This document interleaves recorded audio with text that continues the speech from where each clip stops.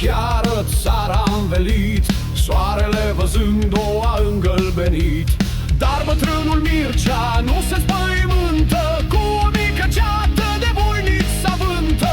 Nu că el voiește țara a scăpa, ci va să împlinească datoria sa. Unde este timpul cel de bărbăție, când murea românul pentru o datorie?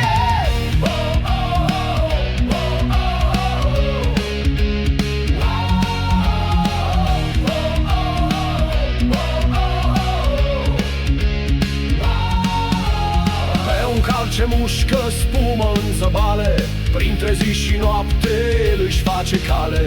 Frații mei, vorbește falnicul bătrân, Dumnezeu voit acasă mor român. Cel ce iasă viață țării sale închină,